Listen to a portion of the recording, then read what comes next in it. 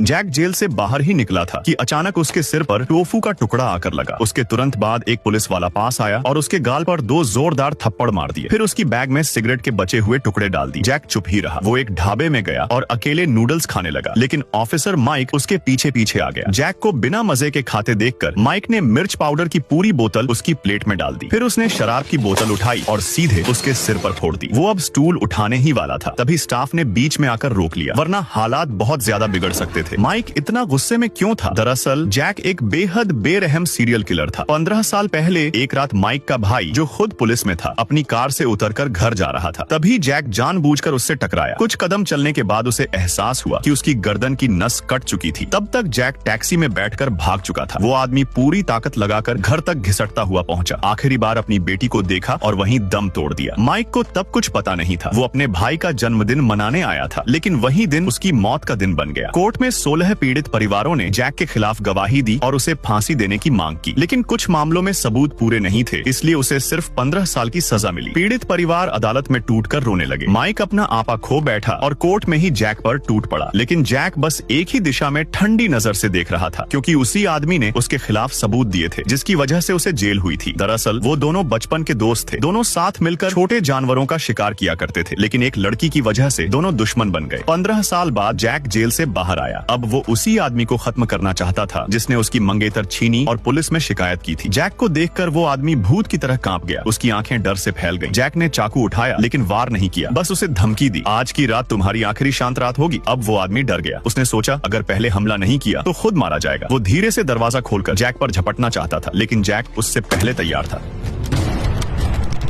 फिर भी वो आदमी जमीन पर नहीं गिरा, बस थोड़ा आगे झुका और पीछे हटने लगा। वो समझ चुका था कि जैक उसे जिंदा नहीं छोड़ना चाहता। वो रणनीति से पीछे हटा, जबकि जैक कमरे के अंदर बिल्कुल शांत खड़ा रहा, दरवाजे पर नजर जमाए हुए। दोनों एक दूसरे का इंतजार कर रहे थे। तभी अचानक दरवाजे पर दस्तक हुई। मुकाबला वहीं रुक गया। दरवाजा ऑफिसर माइक ने खोला। उसने देखा जैक किसी को मारने के लिए पूरी तरह तैयार खड़ा है। माइक ने शक की नजर से बिस्तर की तरफ देखा। वहाँ न कोई खून था, न कोई लाश। माइक ये नहीं जानता था कि जिस आदमी को जैक मारना चाहता था वो उसी दरवाजे के पीछे छुपा हुआ खड़ा था।